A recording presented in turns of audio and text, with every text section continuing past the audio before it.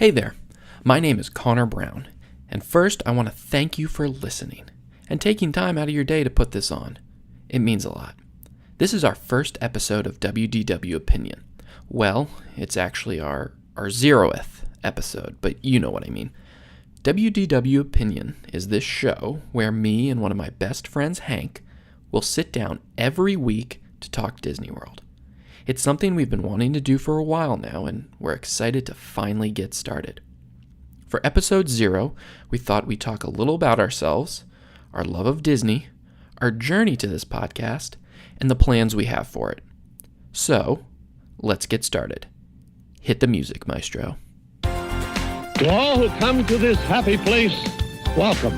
This is the podcast where two friends, Connor You are a child's plaything! and Hank, You are a sad, strange little man, and you have my pity. share their opinions, tips, and stories about anything and everything at Walt Disney World. Trust me, what could go wrong? Get ready, because this is WDW Opinion. We're in the tower. We are ready for takeoff. Alrighty, hello and welcome to episode 0 of WDW Opinion. I am Connor Brown, and I'm joined by my Disney partner in crime, Hank Molsky. How you doing, Hank? Great. Happy to be here. It's been a long time coming. Happy to be here. Happy to have you. So, I think I can speak for Hank, but we're excited that you're listening to this, and we thank you for that. But Hank, before we started, I had a question for you. If a podcast doesn't have an episode 0, is it really even a podcast? Absolutely not. That was going to be one of my questions too. Oh, God, great minds. It's like if a tree falls in a forest kind of thing. Yes. We're basically at Yes. we're at the crux of the universe. We have our first episode, and it's our 0th episode. Do you have a sticker on the back of your MacBook? Because then you're definitely a part of the club. Wait, let me check. Not yet. Okay, well, Sticker Mule really shot me in the foot this time. Then we really aren't a professional podcast. Hang in there, everyone. We'll have stickers on our MacBooks very soon so we can feel like we're real podcasting. And then that will make great radio as well when we tell you once we put something on. And don't worry, we're not going to show you any photos in the show notes. You're going to be flying blind.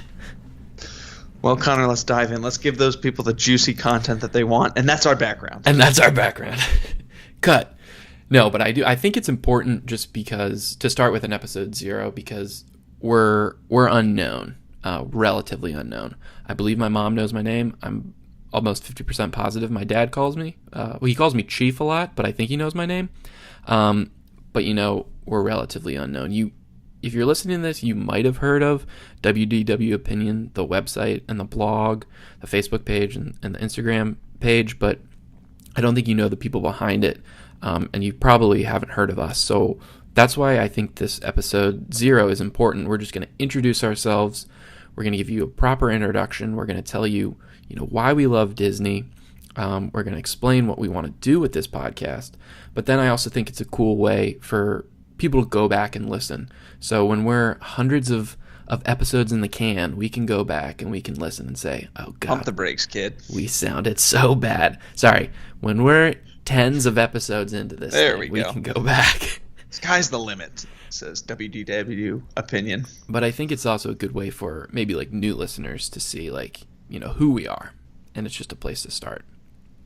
And properly scare them off. And yeah, probably scare them off. So here's your warning. If you don't like 0, don't go to 1. So I think I'll dive into my Disney story to begin. And it's a doozy, so buckle up. I'm buckling up. Okay, thank you. I'm going to mute my mic so you can just go on a tear here. Click. That was Hank buckling his seatbelt. So my Disney story basically starts when I was born. I mean, I can't remember a time in my life where I didn't have Disney in it. And, that goes from the movies to the shows to watching it on TV, the music. Disney has always been a part of my life. And for whatever reason, my strongest tie to it has always been the theme parks. I first went when I was probably 2 years old. We went in the summer, then we immediately went the next summer, And my dad always tells this funny story about how the second time we went in the summer, we got there, we flew in, immediately went to Hollywood Studios. My parents and I were waiting in line in the Florida sun in the middle of summer for an hour-long wait for Muppet Vision 3D. My dad turns to my mom and says, "We are never coming in the summer ever again." And we never came in the summer ever again. But, after that, we went every other year, and then kind of towards the end of middle school, my family became Disney Vacation Club members. I didn't really know what that meant. All I knew is that it meant we were going to go to Disney a lot more, and I was totally okay with that. For whatever reason, I never outgrew it. I never outgrew the parks. I think a lot of my friends did, but I was always the number one proponent in my family. We were a big Disney family, but I was always the number one guy of like, let's go, we gotta go. And before I even knew where I was going to college, before I had even met Hank at college, I knew I was going to work for Disney. I knew I was going to do a thing called the Disney College Program. And luckily, when I graduated, I was able to do just that. I got accepted. I went to, so I packed my bags up after graduation, moved down to Florida, and started working at Disney's Yacht and Beach Club. I was a front desk cast member. I had a ton of fun, and I had a grand plan. I was going to do that. Then I was going to get a professional internship in marketing, what I got my degree in, and then I was going to get a job with Disney, and I was going to work there for the rest of my life. And I got a third of the way there. I got in the college program, and then that was it. I applied to a bunch of internships.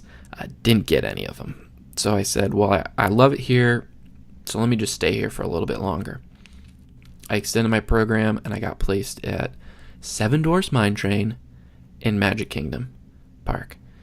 So this was like going from one of the more laid-back roles to the busiest role you could possibly imagine. And it made me just appreciate Walt Disney World as a whole, just because of how many different roles there are, how many different people require them to be filled, and how just different the place is in general. It's incredible. Flash forward to the end of my program, there was a podcast I was interviewing to work for. I was able to get all the way to the final round of interviews, and then I didn't get it. I was devastated, mostly because I knew, oh man, I'm going to have to go back home. Now, my Disney time is done.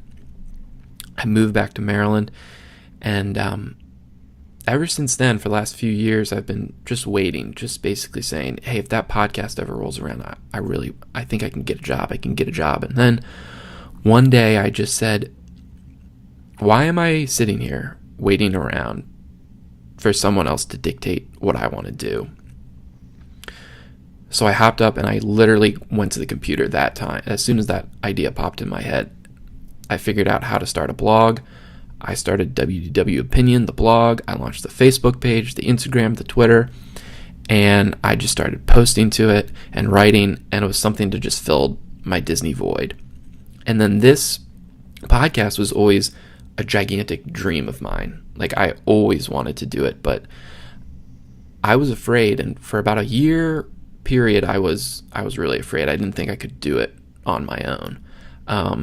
Hank and I would always talk about Disney on the phone, and I thought, God, he would be so great to do a podcast with, but I was just afraid, just because I knew that would put a lot of pressure on him, and I never wanted to do that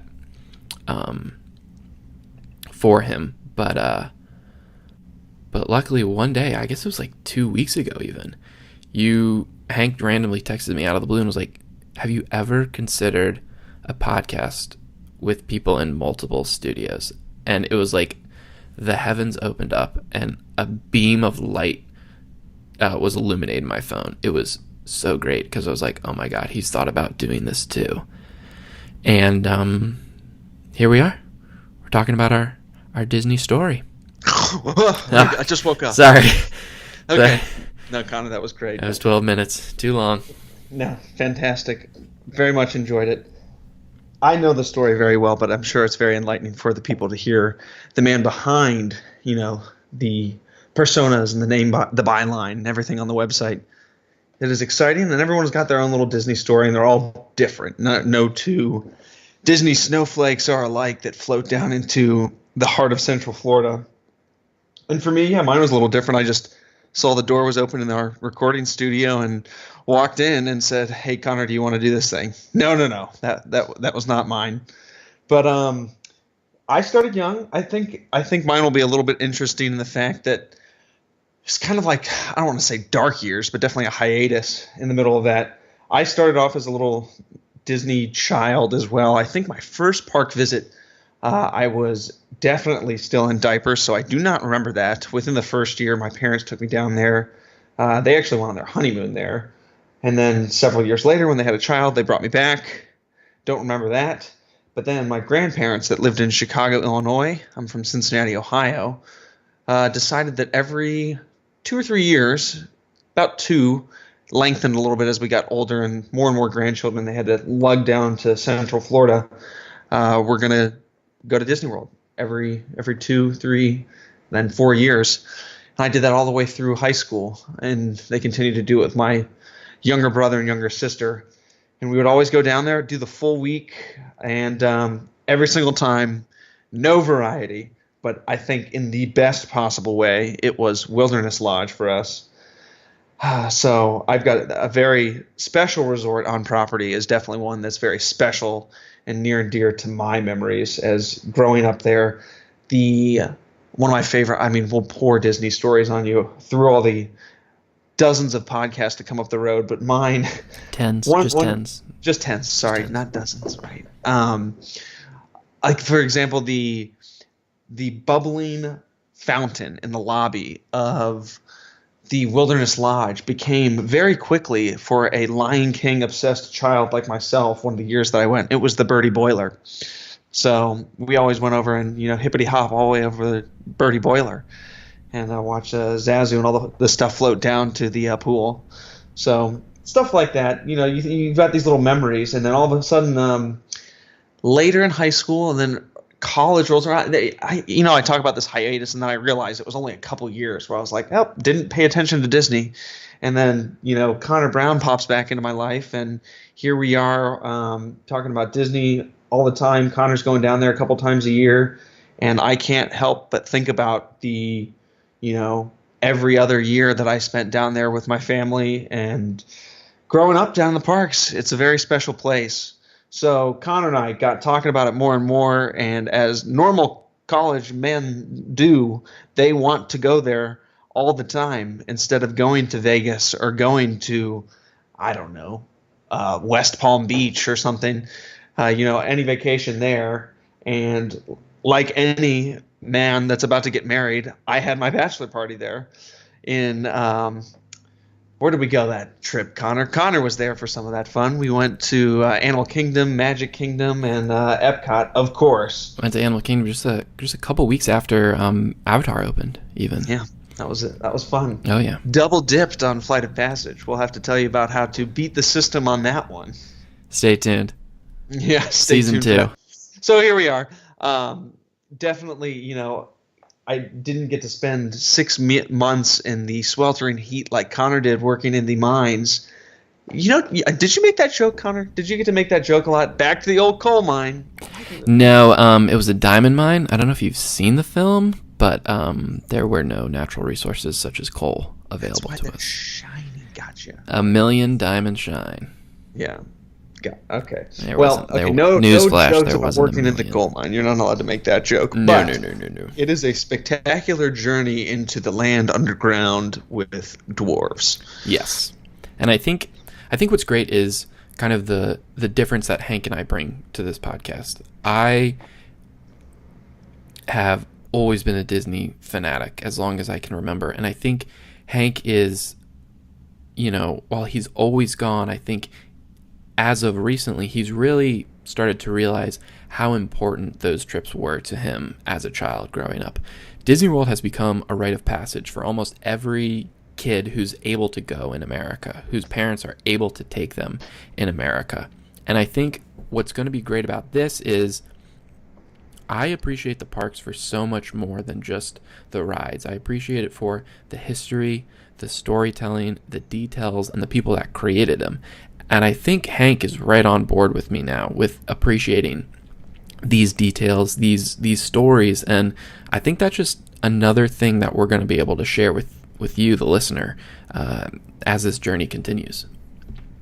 Yeah, I think there's just something special about everybody that is going to listen to this podcast. Maybe some new ones along the way will have had that moment. God, this is, Connor, you know exactly what this is that moment where you see someone that you bring to Disney for the first time, Disney World or Disneyland or any park, where they go, now I understand you. Had that with my wife, not a wife at the time. You see it with your friends that you bring down there, but everyone's had that moment where they go, oh, I get it now. Yeah, I mean, I think we had that with a couple of our friends as well. Oh, for sure.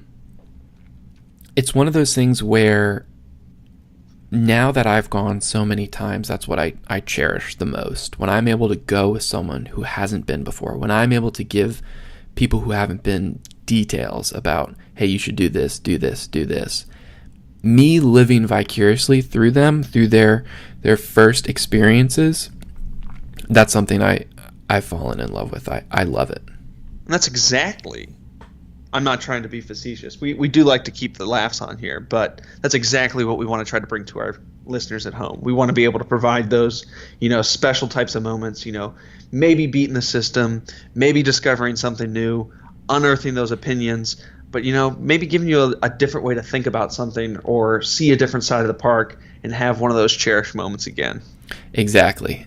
I think me going into this, I want to do every single thing that Hank mentioned as well. But what I also want to do is just sit down, once a week and have a conversation with one of my best friends in the world about the place I love the most in the world.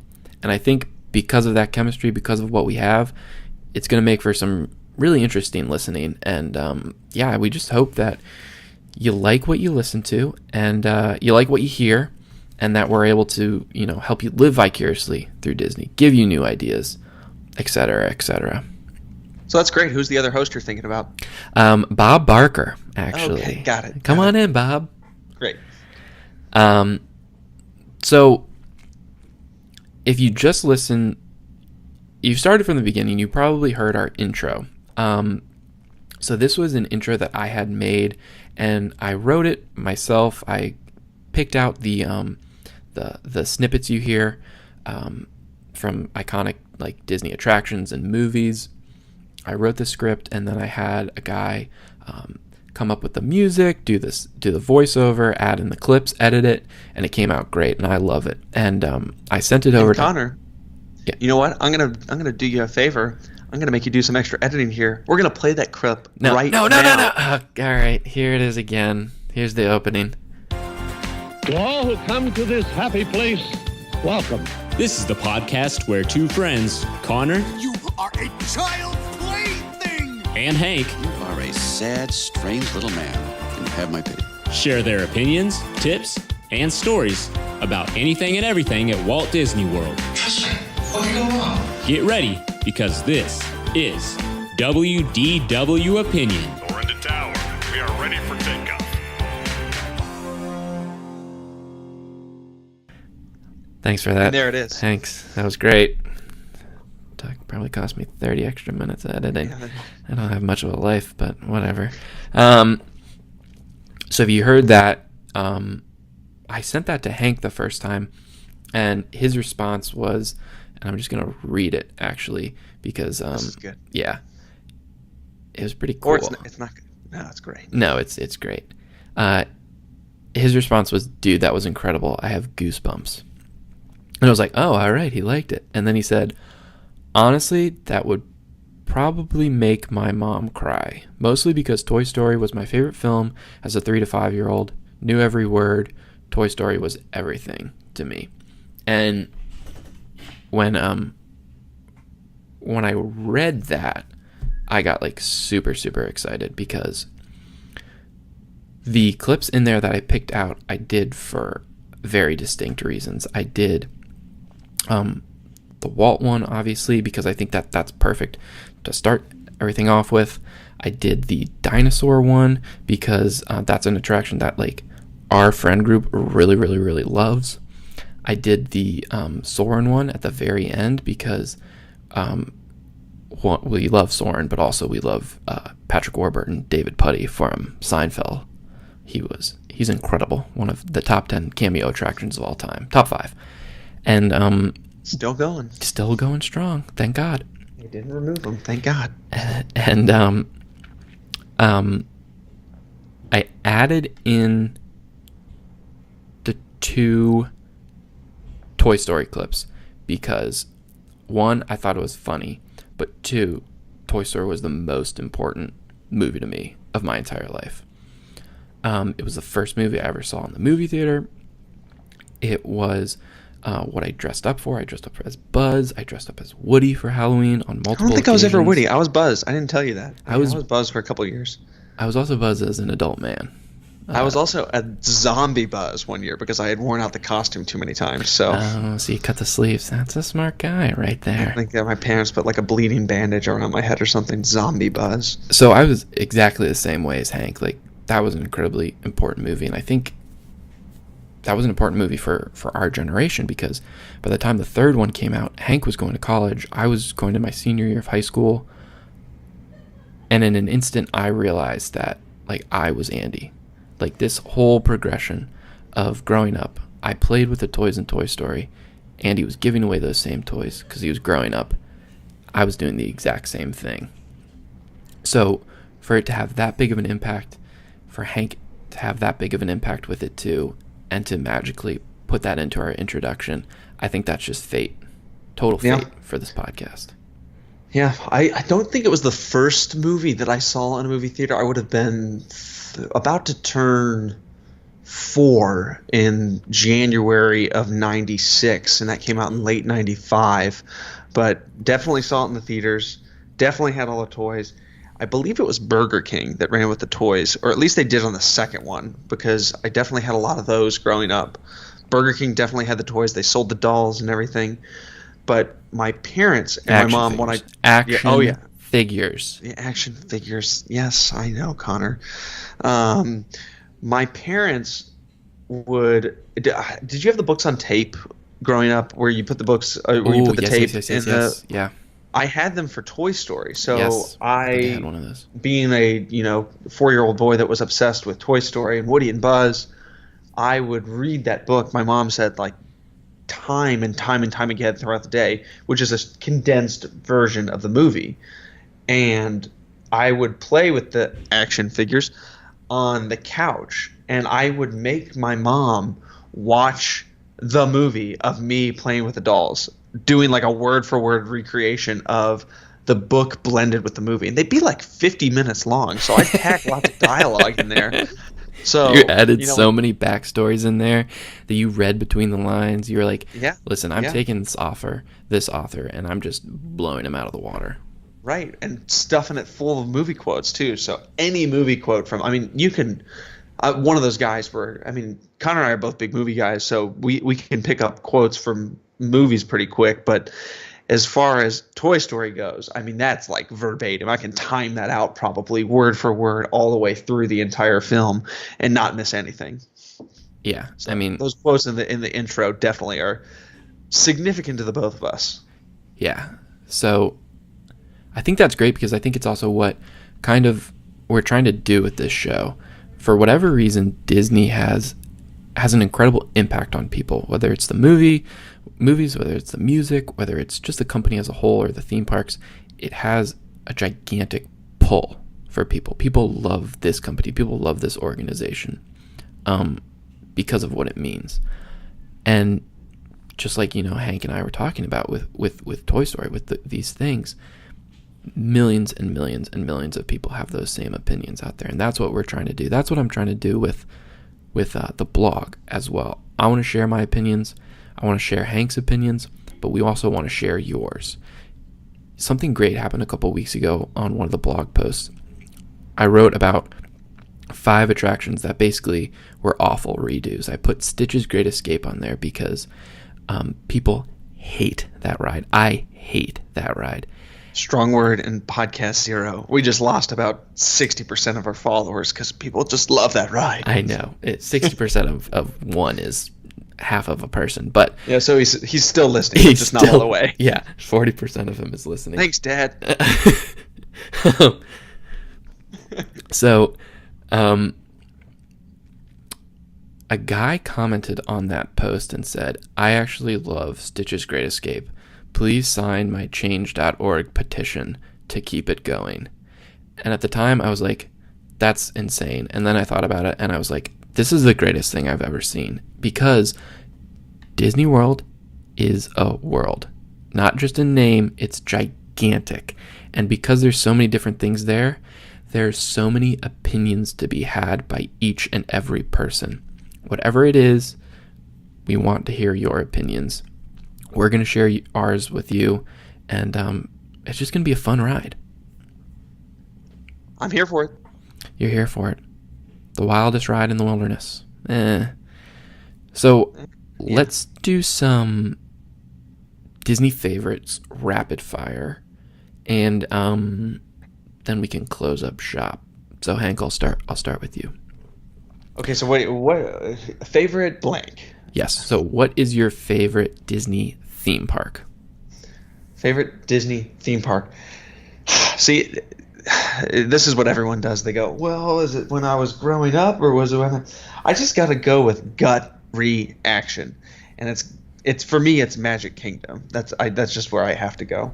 I mean, I can go deep into that, but I've been to Disneyland and California Adventure. Obviously all the parks in Disney World.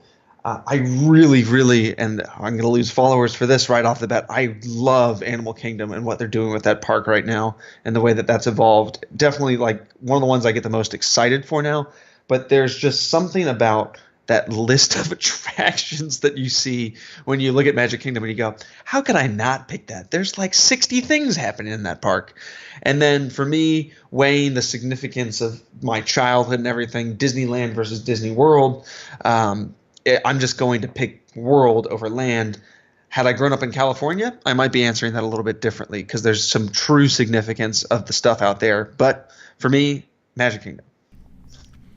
For me, it's definitely Magic Kingdom as well. I am in the small minority who puts and will always put Hollywood Studios as number 2. I don't know why. I just have like a strange draw to that place. I just think the theming is really cool, but I know I'm definitely in the minority there. And unlike Hank, I've actually never been to Disneyland. It's an absolute dream of mine. I've had opportunities to go, but only for like a day or a day and a half. When I go, I want it to be perfect. I want it to be a long while so I can get fully immersed. And I already have this notion that when I go there, that's going to become my favorite one. But Magic Kingdom will always be my home, and you always love your home. That's kind of where I'm going with that. It's very significant, but it's not quite home. So you're gonna pick your home. Exactly. It's like people love to talk about the beach. Like, oh my god, I love the beach. I love the beach. I love the beach. They don't live at the beach. They live, in their home. There is something truly, truly eerie about. I think it's probably more a frightening thing for the people that grow up in Orlando versus Anaheim, but there's something truly frightening about standing next to Splash Mountain and being able to like see Fantasyland, because and to see Matterhorn like right there and everything's so close together, and that thought of like, oh, I can't walk all the way back to Space Mountain. That's like, 15, 20 minutes, and I got to go through the bottleneck between Peter Pan and Small World and everything to get over there. And in Disneyland, you're like, oh yeah, I could get over there in like 5 minutes. Yeah, I can get to another theme park in like 3 minutes. Yeah. Right. Yeah. No, I think that there's something. It says a lot. It says a lot. And we'll talk about that too, because we've also grown to like Universal Studios in Florida. So, I think we're going to be talking about that a lot, sharing our opinions on that a lot. So let's just say about Universal Studios, what's your favorite ride at Universal Studios? Oh, Connor, I'm going to add some variety here because I think I know what you're going to go with. Yes, you do. I'm gonna go ahead and pick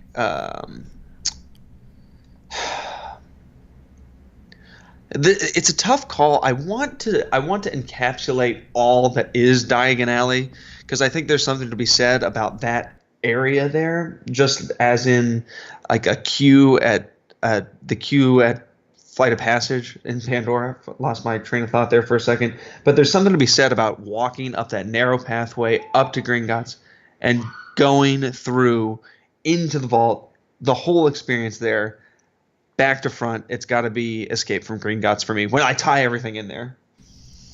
That's a good call.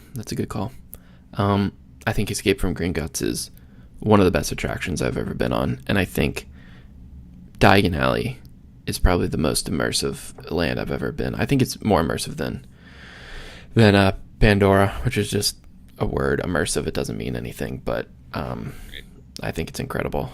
For me, Revenge of the Mummy. That's my favorite. I love it. I think it's a perfect ride. I think it's fun, it's thrilling, it tells a good story, it's funny along the way, and it's different. It's unlike anything you're ever going to go on. And the fact that they themed it on not the normal Mummy, but the sequel to the Mummy, I just think is awesome. Fantastic. So what's your favorite Disney ride? Oh, favorite Disney ride now. We got to go even deeper into the park. Okay. See, now this is tough because you can go all over the map on this. Okay. I'm going to pick one. I know that you won't pick it, but it's definitely, I'll just say it. Splash Mountain and Magic Kingdom. There are a lot of different rides. Wait, did you say I wouldn't pick that one? Yeah. You're going to pick. Oh, that's my favorite. Okay. Well, I'll do my little description, and we'll see how much we overlap on this. I thought I was picking a unique one here. The ride is like 12 minutes long. How can you not pick that? Especially, and this is another thing, it feels very much the way I can't imagine the feeling that you get when you go on that ride growing up in Anaheim, going out to Magic Kingdom, because you've got two-seaters, you've got a ride that's double the length, incredible theming all the way, and you just get your money's worth. There's no ride like that anywhere in Disney World. Well, I'm going to eat those words eventually. I'm just going to go ahead and speak in hyperbole. There's no ride in Disney World that you get value for your time like that ride. And there's just something special about the thrill, plus the animatronics, plus the classic song that you'll walk out of the park singing. Tie it all together. Best ride. It's a small world. Oh, right. Yeah, that's a good finish. Oh, is that's not the song you're talking about, is it? That's not what they sing at the end there. I love Splash Mountain, and I used to say, man, if Splash Mountain, if I could guarantee I wouldn't get wet on Splash Mountain, I would ride it over and over and over again. But then I also said, well, maybe it wouldn't be my favorite ride if I could do that. I choose not to do it every once in a while because I don't want to get wet, and I think that just adds to the appeal of it. Yeah, that's good. I like that all the time. For me, it's the People Mover. It's had a number of different names, but that's the one ride I will always go on. I think that's a good point. You always go on. Always go on. Everyone does. I think it's perfect, but it's also very, very meaningful to me. Like I said, I did the Disney College program, but my mom also did the Disney College program, and she was in one of the first classes, and that was the ride she worked on. So it was always, gotta go on mom's ride. So I always have that special, incredible bond with it, which I love. Fantastic. And all right, let's finish up these last two real quick. What's your favorite Disney movie? Favorite Disney film? So I'm very, very partial to growing up, and we already talked about this. I won't go too into it. Love Pixar, even though it took a while for Disney to totally, wrap up the whole purchase of that property. It's been Disney for me since day one, since they were distributing. Very significant, and the whole Steve Jobs tie-in, everything about the Pixar story, it feels very, very Disney the whole way through. I often find myself trying to rank Pixar films and where does everything thumb in, because I just think Pixar has a way of storytelling that even at times Disney has a hard time matching, although Disney Animation Studios has really come on strong in the past few years. Don't know if they've quite exceeded some of Pixar's greatest works. And right at the tippy top of my list at Pixar, I can't get past it, is the original Incredibles. It's just a true testament to storytelling, directing, emotion, character development, all these classic tropes that aren't too overdone, but just a way of tying in classic movie making elements into like this, this period piece of the mid-century that you really just get a feel for the era. And Brad Bird, I just think, I said it the second that I walked out of the second Incredibles, is he can direct an action set piece in a film better than anyone in Hollywood. And I just think that that's on full display in The Incredibles. It's got everything in there. Family film, any age kid or adult or, middle-aged, superhero fans, as you saw with the box office numbers for the second one, anyone will love The Incredibles. And that's where it is for me. Hank, I just want to let you know that I'm the greatest good you're ever going to have. Where's my super suit? Where's my super suit? I was trying to think of his quote in the second one. It's, oh, God. Yeah, he'll be back real soon. For me, I mean, I could easily put any of the Pixar ones up there as well, because we are the generation that grew up on Pixar, and Pixar has always been a part of Disney, even whatever legal documents say. For me, I think my favorite is The Lion King. I just remember listening to the music of it over and over and over again. And that was the one that I would also just watch over and over and over again on the VHS tapes. But I also think it's one of those movies that is quintessential Disney and now quintessential Pixar, in that it can tell a deeper story. It can put kids into these hard situations that they're watching and still captivate them, and still, there's scary sequences in there. There are parent deaths in there, and for whatever reason, kids still really, really, really love it. And I think that's just a testament to Disney, and I mean, I think the movie is absolutely incredible. Fun fact. I don't know if this is a fun fact. It's a fact. Sorry for those at home that don't find this fun. I think my favorite Lion King song is actually not in the Disney animated film. Oh, God. They Live in You. That one from the Broadway number. It's incredible. Oh, really? Yeah. The Ancestor song. I can't remember I think it's got something in parentheses. You can keep talking while I just go ahead and God. Google it. I mean, I think Are you excited for the live action Lion King? Yes. Okay, so I have some thoughts on that. I've loved all the live action movies that Disney has done so far, with the exception of Alice in Wonderland. That just kind of creeped me out. But I thought, Cinderella was good. I thought Beauty and the Beast was great. I thought the Jungle Book was great.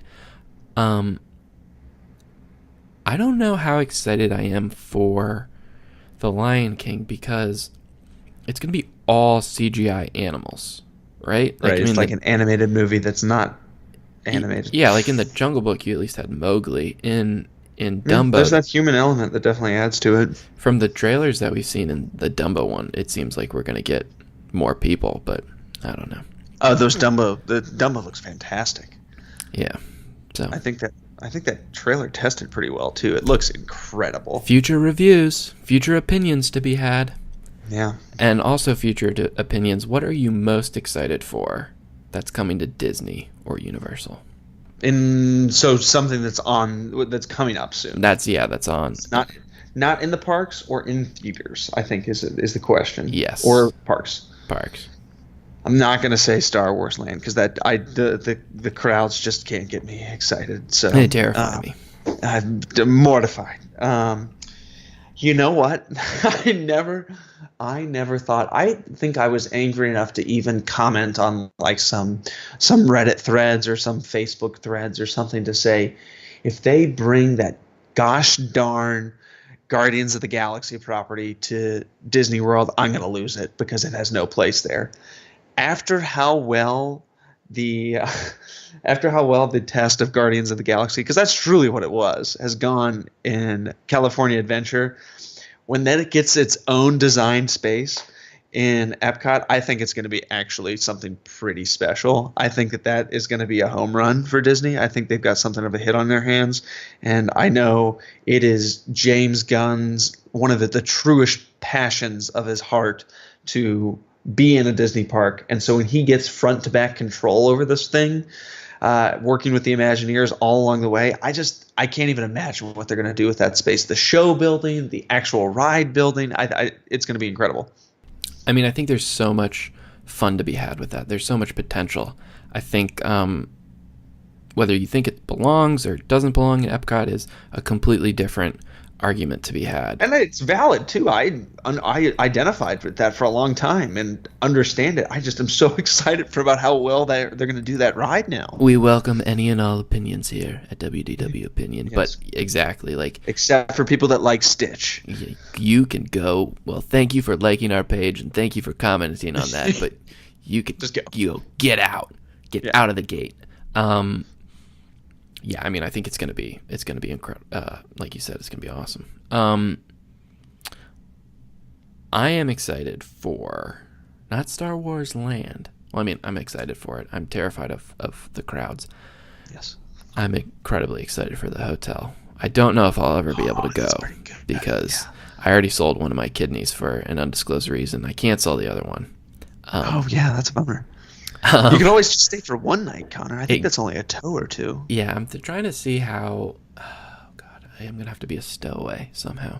I think that hotel is going to be an incredibly immersive thing, and it's going to usher in a new age of vacationing. Not even a new age of vacationing, just a new age of interacting with a new world. I mean, I think it's going to be incredible, and only time will tell to see how immersive it becomes.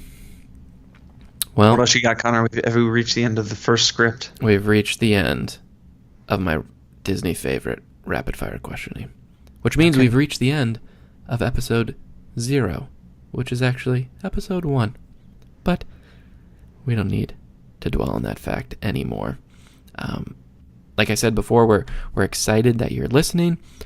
We're excited to have you. We can't wait to take this journey with you guys. We're going to put out episode 1 as soon as this one goes out as well. So as soon as you stop listening to this one, go download episode 1. You can hear our thoughts on a whole bunch of stuff. It's going to be fun. Be sure to follow us at WDW Opinion on Facebook, Instagram, and Twitter. Head over to WDWOpinion.com to check out all the latest blog posts. Subscribe to us on iTunes, Twitter, or iTunes. God, what else are we going to be in? Spotify. I don't really know how to put us in Spotify. If you're listening to this, I love this. I can't wait to look back at this one day and be like, oh, we didn't even know what channel to put it on. I don't even. We can try and put it in Spotify, Stitcher. Put it in the internet. Go ahead and pull out your ham radios and tune into KCAL 2207. I don't know if that's a thing either, but I'll put everything in the show notes page. We'll get better at this. Thanks for listening. Go listen to episode 1.